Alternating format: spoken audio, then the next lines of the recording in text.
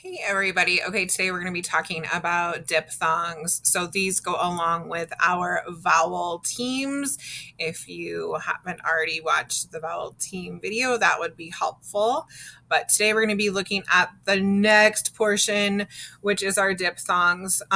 They go with our vowel teams. They are A, W, A, U, OI, OY, EW, OO, OU, OW. So let's get a little bit more into what they are, where we're going to use them, what sounds they make, and a little bit more. Maybe if it wants, there it goes. Okay, so the first thing you need to know is what is a diphthong and maybe how does it differ from a vowel team, because a lot of times they get smushed together. So a diphthong is a word that has two vowels. Sometimes it's a vowel and a consonant, but those two letters that go together, they make a new vowel sound. And so it doesn't follow our first vowel does the talking, second vowel does the walking rule that we've learned with our vowel team. So it's important that we learn the difference between our vowel teams and our diphthongs and the different sounds, because we cannot rely on that rule. We had learned previously that vowel teams only work a certain percentage of the time. So let's take a look a little bit more into them. So our first ones we have AU and AW. And I like to remember this one by putting my hand over my heart and saying, "Aw," because AU and AW, they both say "aw." And I remember it because they are in love. And so you may see me do that signal to you to remember that these two are going to say "aw." All right. It helps us when we can make some sort of an auditory or a visual reminder for ourselves. So let's take a look a little bit more into words that have these parts. So AW, that can come in the middle part, can come at the beginning, middle, or end of a word. A lot of times, though, you're going to see it more at the end.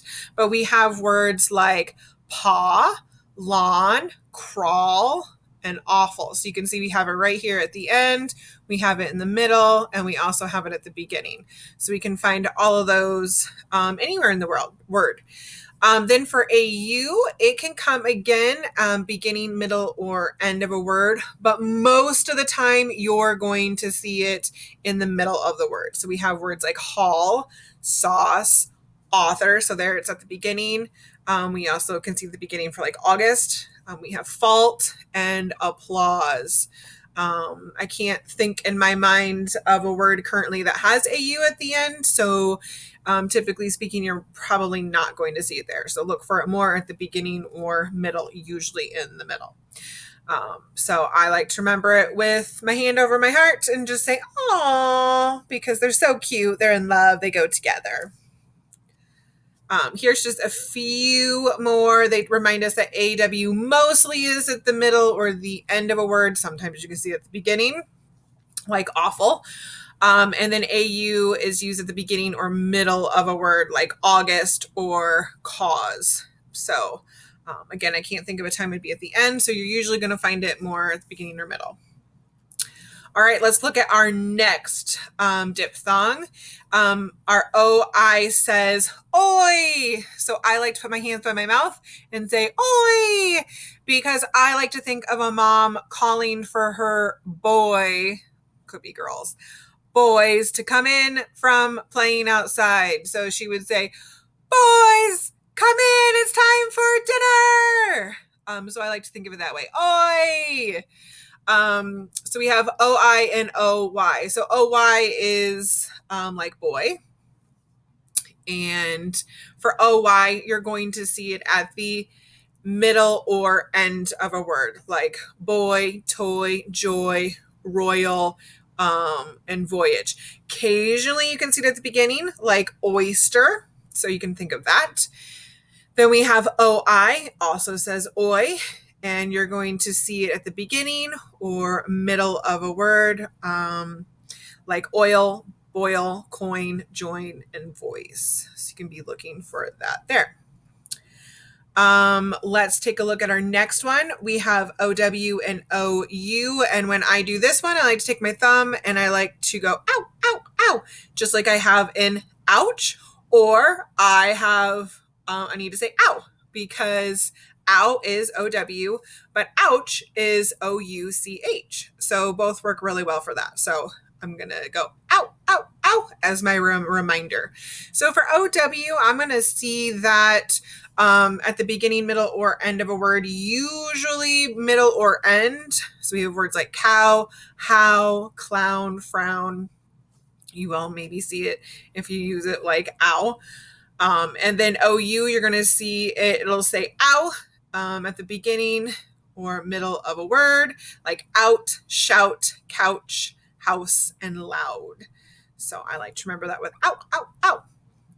Okay, so we just learned that OU says ow, but I know there's always a but, right? OU can also make a different sound. It can also make the the ooh sound, like you, group, soup, youth, and through. So my pro tip reminder is if you remember it like out, out, ouch, and you go to try the word and it doesn't make sense, then you're going to change your sound. So if I were to look here and I would try it like ow, and I did grr, alp, group, no. Then I would change it to the oo, grr, oop, group. So that's just your pro tip there. We work on that a lot. If you try one vowel sound and it doesn't work, try another, help yourself out there. So those are our spelling pattern. That's for that one. We'll get a little bit more into some other ones. So we know that OO can make that ooh sound. We just learned that with OU. But then we also have OO, and that can also say ooh, like moon, pool, scoop, school, and zoo. You're going to find that in the middle or the end of the word. And I guess I didn't say the other one. You're going to find OU at the middle or end of a word. We also have EW that says ooh, and this comes at the end of the word. Sometimes you'll see it in the middle, but it's like in chew, drew, stew, grew, and new. A lot of times you see this grouped in up here. You can see it with our vowel teams. So we have it like the first one does the talking, second one does the walking, like blue and fruit. A lot of times you'll see thrown in there with it. But remember, it's not technically a vowel team because it doesn't have two vowels and it doesn't follow the pattern of first vowel does the talking. So we have to remember that this one says ooh. Okay.